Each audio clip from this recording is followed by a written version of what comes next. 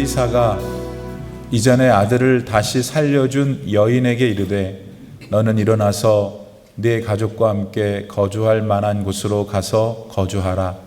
여호와께서 기근을 부르셨으니 그대로 이 땅에 7년 동안 임하리라 하니 여인이 일어나서 하나님의 사람의 말대로 행하여 그의 가족과 함께 가서 블레셋 사람들의 땅에 7년을 우거하다가 7년이 다함에 여인이 블레셋 사람들의 땅에서 돌아와 자기 집과 전토를 위하여 호소하려 하여 왕에게 나아갔더라.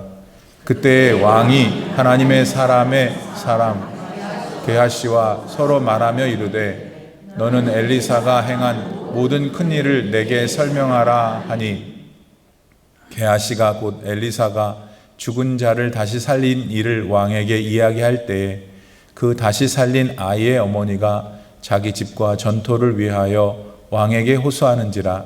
게하시가 이르되 내 주 왕이여 이는 그 여인이요 저는 그의 아들이니 곧 엘리사가 다시 살린 자니이다 하니라. 왕이 그 여인에게 물으매 여인이 설명한지라. 왕이 그를 위하여 한 관리를 임명하여 이르되 이 여인에게 속한 모든 것과 이제까지 그의 밭의 소출을 다 돌려주라 하였더라. 아멘. 하나님의 말씀입니다. 할렐루야. 네.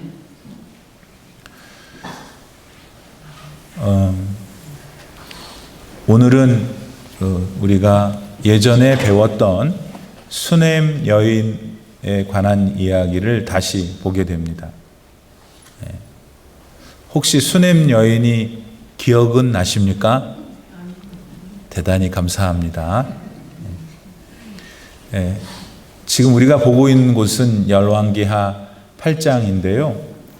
열왕기하 4장 8절에서 37절을 집에 가셔서 다시 보시면은 거기에 이제 수넴 여인에 대한 이야기가 나오죠. 갈멜산이라는 곳에서 엘리사라는 선지자가 거기서 이제 기거를 하다가 볼 일이 있으면은 사마리아 쪽으로 가곤 했어요. 그런데 갈멜산에서 사마리아 수도, 북쪽 이스라엘 수도 사마리아까지 가는 중간에 그렇게 크지 않은 동네가 수넴이라는 동네인데 거기 귀부인이 있었다고 기록하고 있습니다. 그분이 보니까 자기 집 앞으로 엘리사가 항상 왔다 갔다 하는 거예요. 그래서 그분한테 뭔가 좀 섬기고 싶은 마음이 들었어요. 왜냐하면 성경에 보니까 하나님의 거룩한 이다 이렇게 표현했어요. 그래서 수넴 여인은 엘리사가 부탁한 게 아니에요. 엘리사는 그 여인이 누군지를 모르고 그냥 갈 길을 가는데 이제 엘리사에 대해서 들었겠죠.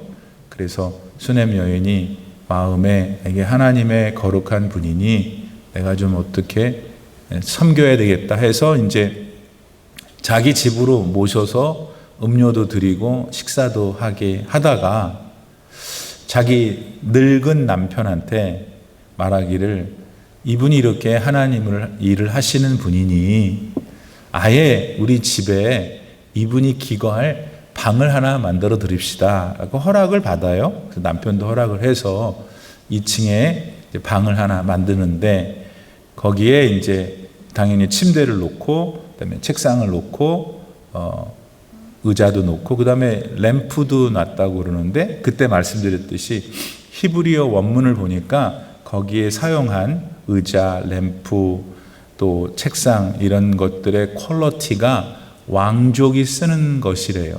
그러니까 우리는 이제 글만 읽으면 모르지만 그 원어를 보니까 그 여인이 하나님의 일을 하는 엘리사를 그렇게 잘 섬겼다라는 것을 알 수 있지요. 네. 이제 그렇게 됐는데 여러분이 엘리사라면은 어떤 마음이 들겠어요? 고맙잖아요. 고마우니까 그 여인을 불러서 하는 말이 뭐가 필요한 게 있느냐. 성경에 보니까 내가 이 지역 사령관한테 가서 뭐 좀 부탁드릴 게 있느냐 하니까 그 여인이 아무것도 없습니다. 저는 이 백성 중에 거하는 곳으로 족합니다. 이렇게 얘기를 한 거예요. 참 겸손하죠, 그렇죠? 그러니까 이제 여인이 갔는데 그 사환이었던 엘리사의 자기 사환이었던 게하시한테 물어봐요. 한번 알아봐라, 뭐가 필요한 게 있는지.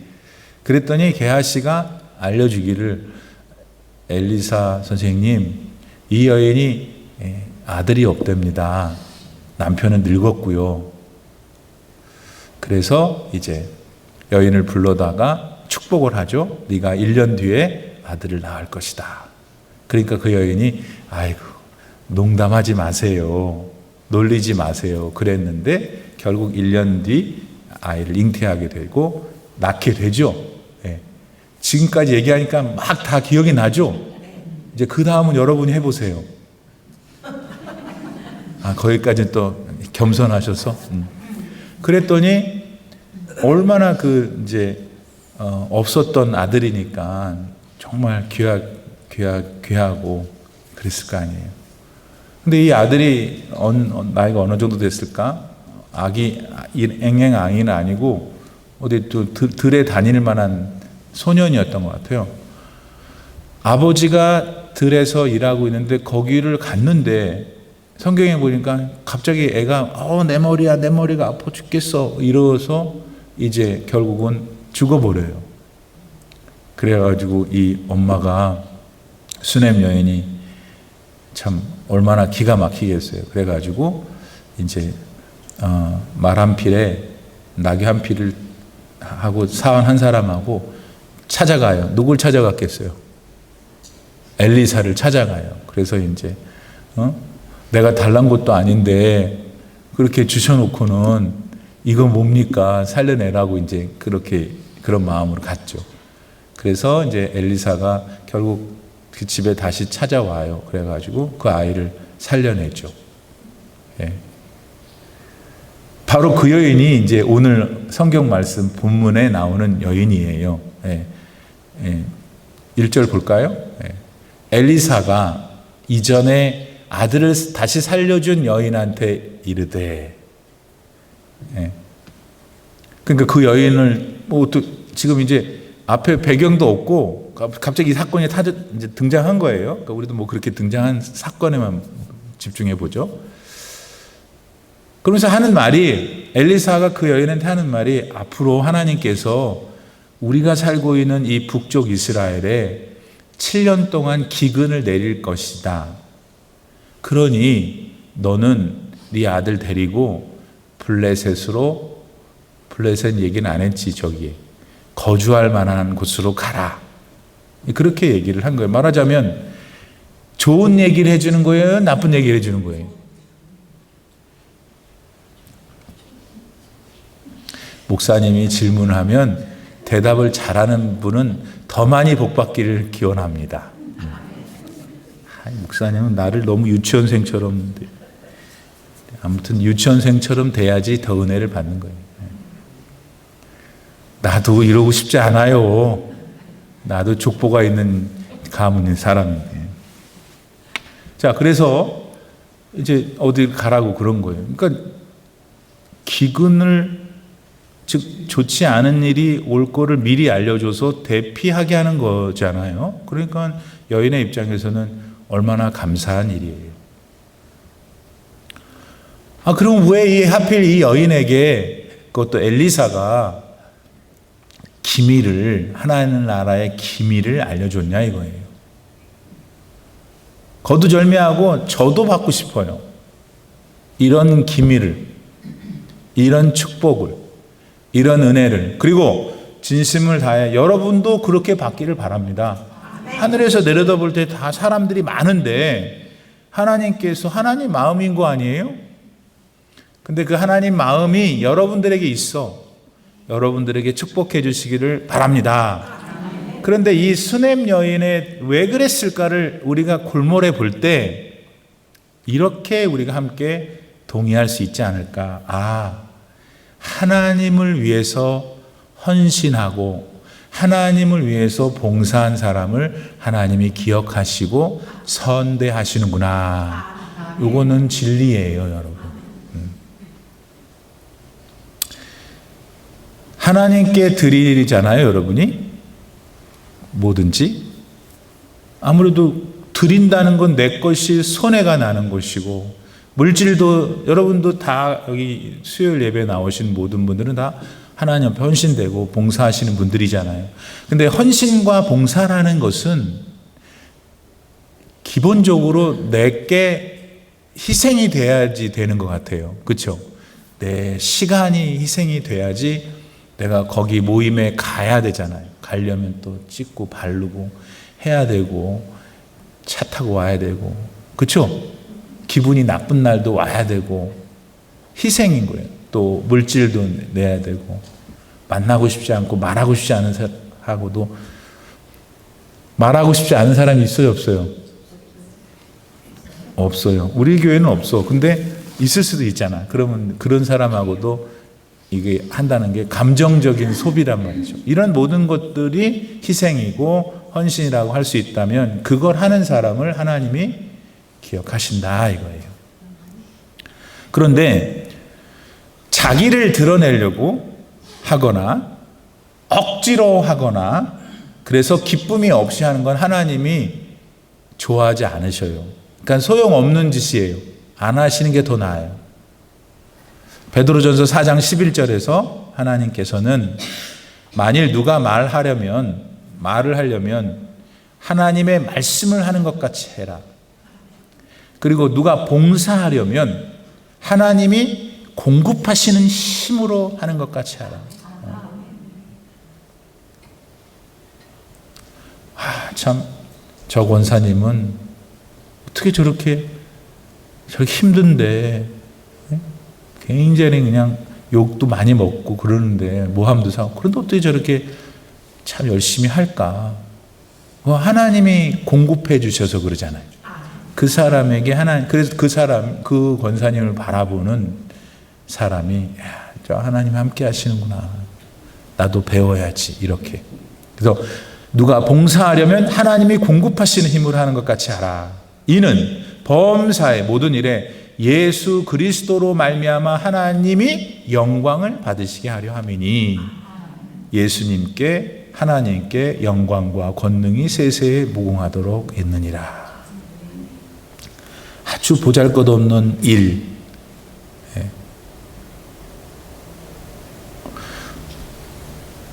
우리 교회 들어올 때 이렇게 턱이 이렇게 있잖아요. 우리 교회 표시판이 있고 그 턱. 그럼 거기 가끔 보면은 거기 깡통도 있고 콜라병도 있고 지저분하게 많죠. 내가 어느 성도를 보고 회개를 많이 했어. 저도 그걸 보면서도 목사이면서도 아이고 더러워 지저분해 어떡하지 그러고는 싹 맨날 올라가기만 했는데 어떤 성도가 딱 거기 차를 세우더니 그걸 다 주워서 비닐봉다리에 담아가지고 버리더라고.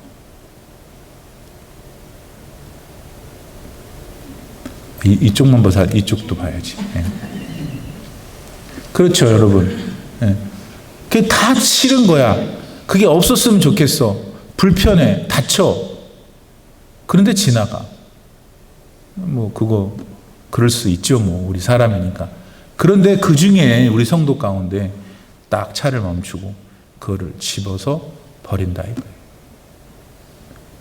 아니 목사님이 거룩한 말씀을 나누는데 무슨 쓰레기 치우는 그런 여러분 무슨 헌신과 봉사가 그런 분들이 여러분 계시는데 그런 분들이 내가 목사님한테 잘 보여서 무슨 직분 받으려고 그러겠어요? 그런 분들은 그러지도 않아요. 그런 마음도 없어요.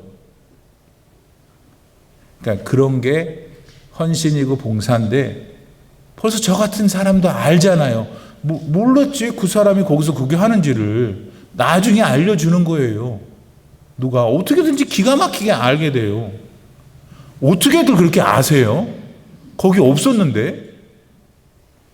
그러면 하늘의 하나님은 얼마나 아시겠어요, 여러분. 그러니까 수냄 여인이 목사님 왜 이렇게 특혜를 받았습니까? 라는 질문이었잖아요. 그래서 추적을 해봤더니 하나님 앞에 진실되게 그분이 엘리사를 만나서 아들을 달라는 욕심으로 시작된 게 아니었잖아요. 그냥 지나다니는데 하나님의 복음을 전하고 하나님을 전하는 분이구나. 그냥 감동이 생긴 거고 그분이 하나님의 일을 하니까 하나님의 일을 할 수 있도록 도울까라는 선한 마음이 있었던 것이죠. 그래서 자신을 희생시키니까 오늘 이 결과가 나온 거죠.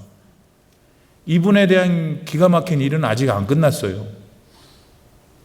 여기서 매듭 짓기 전에 우리도 이 여인을 본받으면 안 될까요? 이 수냄 여인을, 그 수냄 여인이 하나님이 좋아하셨던 그 부분을 우리도 본받아서 여러분의 삶에도 이 수냄 여인에게 내리신 축복이 임하시기를 바라는 것입니다. 그 다음에 한 가지 더 다루고 싶은 것은, 아니 느닷없이 엘리사가 와가지고 7년 기근이 있을 거니 떠나라 그랬을 때 여러분은 아멘 갑니다 그랬을 거예요? 기근이 들어와도 나는 내 집이 졌어이다. 그만큼 내가 살고 있는 지금 나의 현실과 삶은 중요하거든요. 그렇잖아요, 솔직히.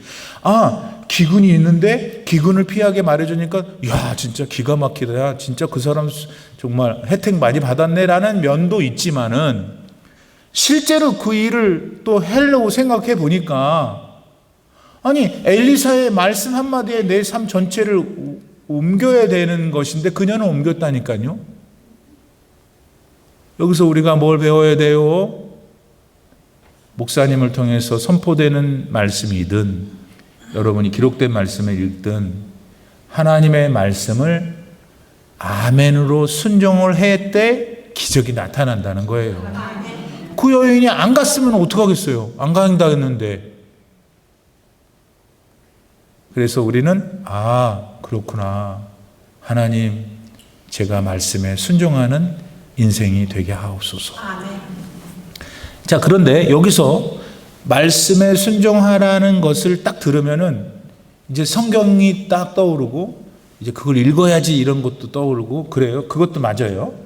자, 그런데 그것과 더불어서 더 한층 더 깊은 곳으로 들어가서 말씀에 순종을 하라 그럴 때 그 이해를 같이 해야 돼. 그게 뭐냐면은 예수님을 여러분 안에서 경배하는 게 말씀에 순종하는 거라는 거예요. 도대체 목사님 그게 논리도 안 맞고 하나도 안 맞는데요. 논리가 안 맞는 게 아니라 들어보세요. 요한복음 15장 7절에서 예수님은 너희가 나의 안에 거하고 나의 말이 너희 안에 거하면, 그러면 나의 말이 너희 안에 거하면 나의 말 할 때 예수님의 말 아니에요? 그런데 예수님은 성경을 뭐라고 그러냐면 나에 대해서 기록해 놓은 것이다 라고 그랬어요. 그러니까 아까 말씀에 순종하세요 그랬더니 그래 맞아, 내가 말씀을 열심히 읽고 설교도 열심히 듣고 그러는 걸 하잖아요. 그건 잘하시는 건데 그것을 하면서 더 깊은 마음에는 아니야, 목사님이 말씀에 순종하는 것은 예수 그리스도 나의 구원의 하나님을 내 마음에서 경배하는 것이라고 그랬어. 왜냐하면 너희가 내 안에 거하고 내 말이 너희 안에 거하면 뭐든지 원하는 대로 구하라. 그리하면 이루리라. 아시겠죠? 그래서 말씀에 순종했기 때문에 고향을 떠났는데 그 일이 쉽지는 않은데 나도 그럼 그렇게 해야 되겠는데 말씀 순종은 무엇이어야 되는가? 지금 설명드렸어요. 그걸 좀 생각해 봐야 되고, 자, 그래서 이제 엘리사가 이 수냄 여인한테 이런 일이 있으니 거할 다른 곳으로 가서 잠시 있다가 오시오, 이제 이렇게 얘기한 거잖아요. 그래서 어떻게 했어요? 여인이 일어나서 갔어요.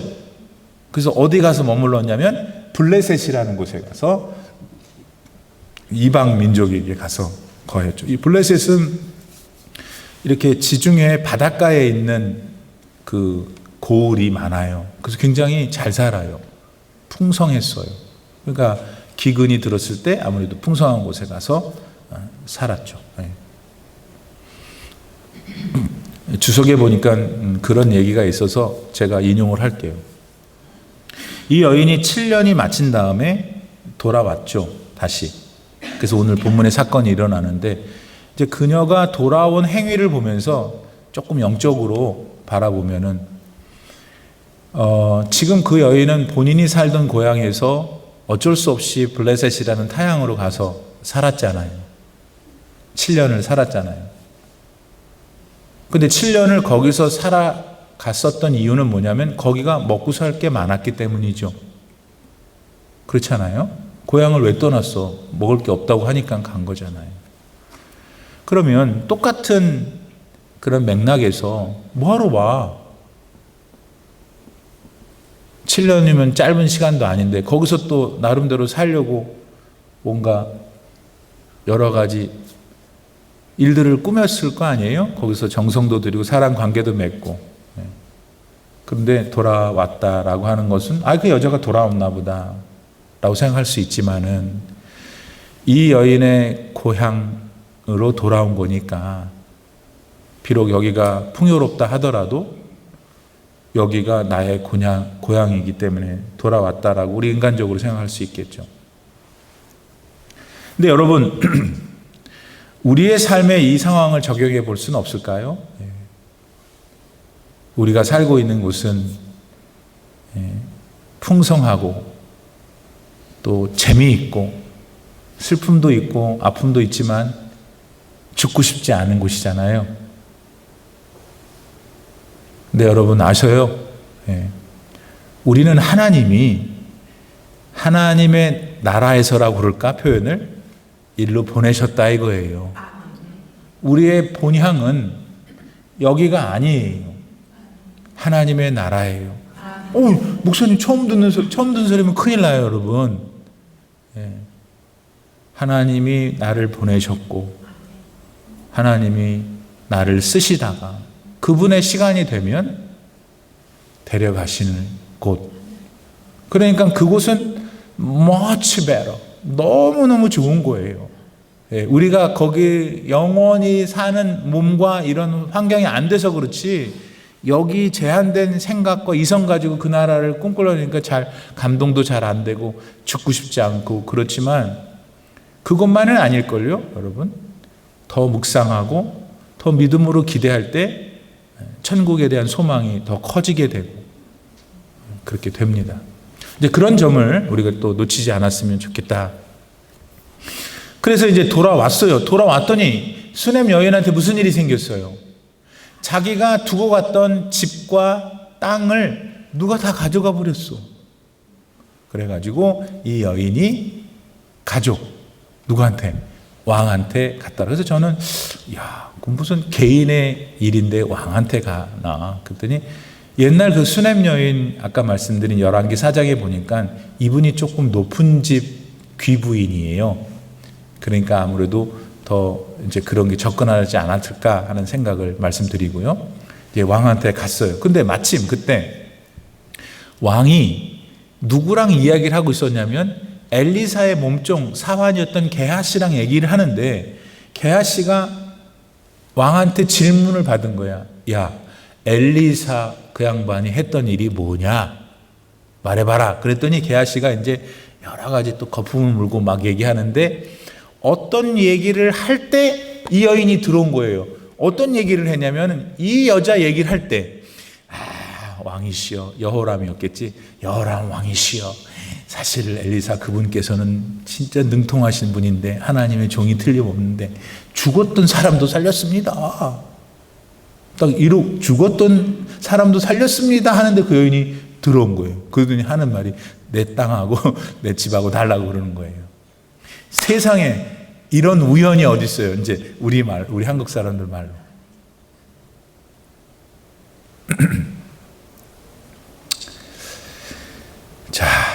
근데 우선 여기서는 두 가지를 얘기하고 마치려고 해요. 첫 번째는 만약에 그 여자가 거기를 가서 수넴 여인이 자기 집하고 전토를 회복해 달라고 했을 때 옆에 게하시가 이 여자가 그 여자라고요 하면서 뭐 거들었을 거 아니에요. 이 여자의 신분과 살아온 삶과 따라서 이 여자가 현재 주장하고 있는 집과 전토의 소유주인 것이 확인된 거잖아요. 그 얘기를 누가 거들었어요? 게하시가. 그럼 여러분이 이제 왕이에요. 한 번도 안 돼보셨지만 지금 돼보세요. 왕이면 신빙성이 있어요, 없어요? 그래서 결국 어떻게 됐어요, 오늘? 그 집하고 땅하고 주고, 그 다음에 더 기가 막힌 거는 이 여자가 집을 비운 그날부터 오늘 이르는 7년 동안에 거기서 난 소출을 다 주라고. 세상에. 이런 복권을 맞았단 말이에요. 그런데 조금 더 좀 저차원적으로 보면은 누가 도왔기 때문이에요. 고차원은 하나님인데 이 저차원으로 보면은 게하시가 도왔잖아요. 게하시가 뭐 지가 도운 것보다도 있는 그대로 말했지만은 상황상 게하시가 이 여인의 뭐가 된 거예요? 변호사가 된 거예요. 세상 살면서 변호사를 두는 일이 없기를 바랍니다. 그런데 세상에 너무나 흉악해서 요새는 그냥 모험만 하면 변호사를 사야 되는 상황이 됐잖아요. 좀 부정적인 의미가 있긴 한데 변호사라고 하는 것은 좋은 의미로는 내가 진실한 어떤 게 있는데 그걸 자꾸 상대방이 나쁜 마음을 가지고 할 때 내가 말을 잘 못한단 말이야. 네 사실대로 말을 잘 못하고 또 법정에서 판단할 그 심판관의 언어로 말을 못하니까 그거를 잘하는 사람이 나를 도와주면 좋잖아요. 그래서 돈을 주고 변호사를 사는 거지요. 네. 여러분 근데 어떡합니까? 우리 모두 한 번은 절대적으로 한 번은 변호사가 필요한 거 아세요? 왜냐하면 그 절대적인 한 번이 언제냐면 우리가 모두 하나님 앞에 예수님을 믿어도 서야 돼요. 뭐하러 서냐면 하나님은 심판하시는 분으로 우리는 심판을 받을 대상으로 서야 되는 게 히브리서 9장 27절 한 번 죽는 것은 사람에게 정하신 바요 그 후에는 심판이 있으리니 그 심판. 그러니까 누구도 애누리 없어. 그냥 무조건 다 서야 돼. 베드로전서 1장 17절 외모로 보시지 않고 각 사람의 행위대로 심판하시는 이를 너희가 아버지라 부른즉 너희가 나그네로 있을 때를 도려움으로 지내라. 무슨 말이냐면 있다는 거예요. 언젠가 the final time이 있다는 거예요. 누구나 다 거기 서야 된다는 거예요. 그런데 자 여기서 답해 보세요. 목사님 don't worry about me. I'm gonna explain about myself. 나에 대해서 내가 다 설명할 수 있어요. 하나님 잠깐 계세요. 하나님 물어봐. 너 2000 몇 년 몇 월날 뭐 했는데 너는 왜 그랬냐 그랬더니 그때 목사님 걱정하지 말라니까요. 제가 다 얘기할 수 있어요. 그럴 수 있어요? 더군다나 여러분이 잘못이 없는 거는 그래도 뭐 어떻게 해보면 진짜 잘못이 있어. 잘못이 있는 게 또 많아. 내가 보니까. 그럼 여러분 하나님이 그건 어떻게 된 일이냐 라고 물을 때 여러분 혼자서 그 많은 일들을 어떻게 대변할 건데요. 우리 게하시가 필요한 거지. 그분이 예수님이에요. 왜 교회만 가면 예수 십자가에 걸리고 맨날 예수 타령인가? 예수님이 변호사기 때문에. 누구의? 그대의 변호사예요. 뭘 위한 영생을 받냐 못 받냐의 변호사예요. 영원히 지옥에 가느냐 영원히 하나님 나라 가느냐. 그래도 예수님이 우스워요? 진짜 믿음 있는 사람은 어떻게 그러니 예수님을 어떻게 홀대하겠어요? 그러니까 너무 무서워하지 말고 지금 다 얘기하잖아요. 성경 그대로 얘기하는 거예요. 그런데 그럼에도 불구하고 우리는 걱정하지 말라 이거예요. 왜냐하면 본인이 예수님이 우리를 향해서 내가 I'm gonna be your advocate. 너의 옹호자가 될 것이다. 요한일서 2장 1절 나의 자녀들아 내가 이것을 너에게 쓰면 너희로 죄를 범하지 않게 하려 함이라. 만일 누가 죄를 범하여도 아버지 앞에서 우리에게 대언자가 있으니 변호사가 있으니 의로우신 예수 그리스도라. 네. 그러니까 게하시하고 수냄 여인에다가 여기 와버렸네. 그 얘기를 하라고 지금 하나님 그 말씀을 수천 년 전에 준 말씀을 오늘 주시는 거예요. 그래서 여러분의 변호사, 변호사이시기도 하구나 예수님이.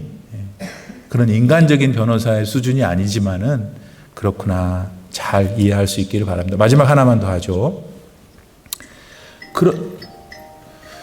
그런데 그 시간에 이 게하시가 그 여자 얘기를 할 때 딱 여자가 들어왔단 말이에요. 기가 막힌 타이밍이죠. 이 중요한 얘기 하려니까 또 악센트가 있잖아요. 이게 기가 막힌 타이밍이에요. 근데 여러분, 예수 믿는 분은 기독교 신앙을 바르게 가진 분은 오늘 이후로는 인생에는 우연이 없어요. 왜냐하면 우연이라는 것은 하나님이 간섭을 안 했다라고 하는 전제하에서 표현되는 거잖아요. 우리 삶의 1분 1초를 하나님이 간섭을 하시는데 어떻게 우연이 있어요? 우리 사람끼리 말하는 거죠. 그런 말을 하지 말라고. 저는 뭐 그런 날도 있었겠지만 제 의식을 가지고는 나는 아유 넌 운 좋았다 그런 말 안 해요. 저는 어렸을 때부터. 그래서 영어도 안 해요. 럭키, 세븐. 왜냐하면 그런 말이 그냥 우리 사람끼리 하는 얘기이다 하더라도 그게 그런 가벼운 표현들 속에 묻어있는 하나님이 없다고 하는 거잖아요. 그게 안 되는데 여러분 하나님께는 왜 모든 게 우연이 아니고 필연이냐면 하나님은 당신 시간 계획표가 있어요. 누구를 향해서? 온 우주 만물을 향해서 그리고 여러분을 향해서. 느헤미야가 이런 하나님을 이렇게 노래해요. 느헤미야서 9장 6절 오직 주는 여호와시라 하늘과 하늘들의 하늘과 일월 성신과 땅과 땅 위의 만물과 바다와 그 가운데 모든 것을 지으시고 그 다음에 중요해요. 다 보존하시오니. 헐스파이어 있잖아요. 여기 그 스테이크집 그 강가에 있는 거 바닷가에 있는 헐스파이어. 난 거기 갈 때마다 어떻게 바닷물이 거기까지만 왔다가 갈까 다시. 조금 넘어오면 주차장이 범람할 텐데 아직까지 제가 이곳에 있는 동안에 거기까지 왔다가 다시 갔어요. 여러분 믿습니까? 하나님께서 우리 오션쇼에 있는 바다도 거기까지 왔다가 가게 해요.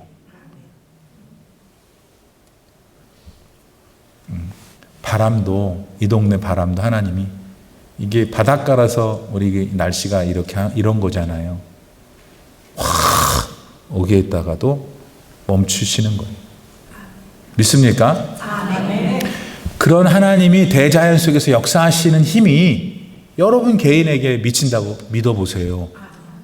예. 제가 그랬잖아요. 좀 바빠서 엄청 빨리 가는데 그냥 앞에 사람이 잘 안 가가지고 대본에 이거 건너가야 되는데 딱 섰어. 그러니까 내 앞에 하나가 있고 그 다음 내가 뒤에 쓴 거지. 근데 또 앞에 있는 사람은 그 결정적인 순간에 멈추지 않고 싹 가버려, 건너가버려. 그리고 약오르죠. 나는 그럴 때마다 그 생각해요. 아, 내가 여기를 건너갔으면은 큰일 날 뻔했나 보다. 아멘도 안 나와. 아이고, 목사님이나 그렇게 믿으세요. 근데 정말 하나님을 믿고 감사하는 마음으로 그 상황을 합리화시키는 게 아니에요. 믿음을 고백하는 거지. 아, 그렇군요. 너 성질 좀 죽여라. 뭘 그렇게 바쁘게 가서 무슨 나라를 구할 일 있어? 조심해. 그런 마음을 주시는 게 아닐까. 그렇게 생각하고 나의 작은 일상 속에서 하나님과의 교제를 하는 것이죠. 여러분 들어보세요. 뉴욕이 저쪽 동부에 뉴욕이 실제로 LA 서부보다 3시간이 빠르죠. 그러니까 이제 벌써 시간 디퍼런스가 있잖아요. 근데 가만히 한번 깊게 생각해 보세요. 그렇다고 해서 뉴욕이 LA보다 3시간 빠릅니까? 제 질문이 들리세요? 그러니까 더 구체적으로 말하면 이런 타임 디퍼런스 안에 있다 하더라도 뉴욕에 있는 사람들이 LA에 있는 사람들보다 3시간 더 빠르냐고요. 25살에 어떤 사람이 기업의 총수가 돼서 와 대단한 능력 가지고 했는데 50살에 죽어버렸어. 근데 어떤 사람은 50살, 그 사람이 죽은 그 해에 기업의 총수가 돼서 90살까지 살았어. 목사님 뭘 얘기하려고 그런 거예요? 나도 모르겠어요. 근데 지금 뭔가를 말하고 있어요, 내가. 우리가 생각할 때 25에서 50, 50에서 90, 우리가 막 무슨 차이가 있어, 막 우리는.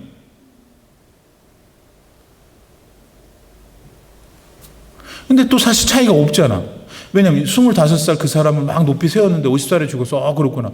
그럼 50살에 그 사람이 죽은 그 해에 어떤 사람이 총수가 된 그 사람은 가치가 없냐 이거예요. 왜 가치가 없냐고. 그러니까 25살에서 50살 된 사람이나 50살에서 90살 된 사람이나 각각 저마다 뭐가 있다? 자기 시간이 있는 거다라고 이해가 돼. 그러니까 하나님은 모세도 80살에 썼지. 우리 생각에는 더 젊을 때 40에 이집트 그 부역하는 사람 때려 죽이고 그때 하나님이 써버렸으면 더 오래 써셨을 텐데 우리의 생각에는.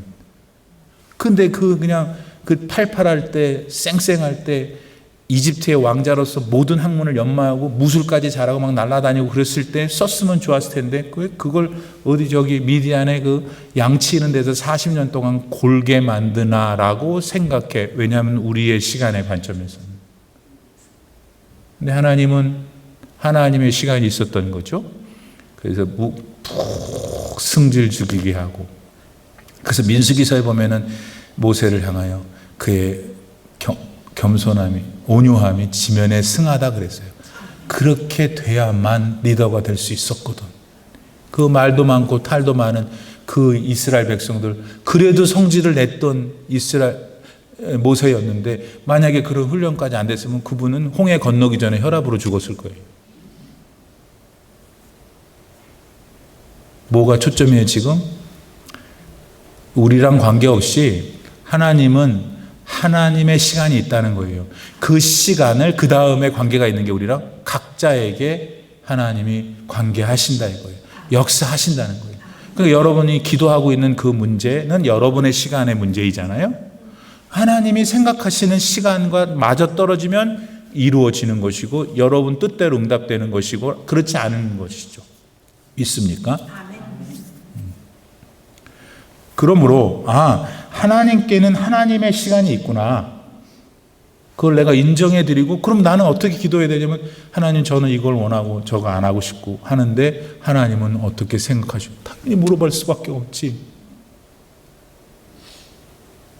그러면서 이제 그 다음에 항상 내 마음속에, 그러기 때문에 내 마음 깊은 곳에 갖고 가야 될 생각이 뭐냐면은 지금 내 시간을 하나님이 원하시는 것으로만 사용해야 되겠다는 노력이 필요하겠죠. 왜냐하면 하나님의 시간이 따로 있다고 하는 거니까. 그래서 에베소서 5장 15절로 16절에서 바울은 깨달은 거예요. 그래서 뭐라 그러냐면 그런즉 너희가 어떻게 행할지를 자세히 주의하여, 어떻게 행할지를, 아니 예배 끝나고 나서 여러분 집에 가면서도 이제 행하는 거 아니에요? 어떻게 행할지를 주의하여 지혜 없는 자 같이 하지 말고, 지혜는 말씀이에요. 말씀이 없는 자 같이 하지 말고 오직 지혜 있는 자 같이 하여, 말씀이 있는 자 같이 하여. 그 다음에 유명한 말 하는 거죠. 뭐라고? 세월을 아끼라. 그러니까 여기서 세월을 아끼라 그랬다 한국말에 딱 들어오면은 식용유를 아껴라, 무슨 아껴라 그게 아니야. 그 아끼라는 원래 헬라 말의 엑사고라조인데, 엑사고라조는 건진다는 말이에요. 세월을 건지래. 내게 준 8, 90년의 인생이라는 시간을 건지라는 거야. 뭘로? 구원받은 사람의 삶으로. 왜냐하면 그것만 하나님 나라에 이어지기 때문에. 그러니까 내내 눈 뜨고 내게 주어진 시간 내내 엑사고라조, 구원을 위하여 내 시간을 끌어올리지를 못하고 맨날 뭘 먹을까, 어딜 갈까, 뭐 좋아 먹고 마시고, 그 중에 예수 그리스도 구원의 하나님이 하나도 없고, 하나님의 구원받은 백성들과의 교제도 없고, 하나님 앞에 헌신도 없고, 죽어가는 영혼들을 향한 사람들을 위한 기도와 물질의 후원이 없는 삶을 살면 세월을 아끼지 못하는 거라 이거예요. 그래서 우리 사랑하는 성도님들은 오늘 수냄 여인 얘기하다가 이상한 얘기 많이 했죠. 이상한 얘기가 아니고 이 스토리 안에 그 모든 하나님의 마음이 담겨 있다. 그걸 하나하나 잘 하고 오늘 들으신 거 마음에 착 온 거 그걸 잘 메모해 놓으시고 실천하는 여러분 되시기를 바랍니다. 지금은 우리 구주 예수 그리스도의 무한하신 은혜와 우리 아버지 하나님의 놀라우신 사랑과 성령의 감동감화 충만하게 교통하심이 오늘 수냄 요인의 이야기 속에서 여러 가지 말씀의 진리를 깨닫고 내 삶에 적용하여 주님, 저도 이 시간부터 내게 남은 시간을 주님께 속한 자로 지혜롭게 세월을 아끼며 살겠나이다 결단하며 세상으로 나가는 귀한 당신의 종들 머리머리 위에 이제로부터 영원토록 함께 계시기를 간절히 축원하옵나이다. 아멘.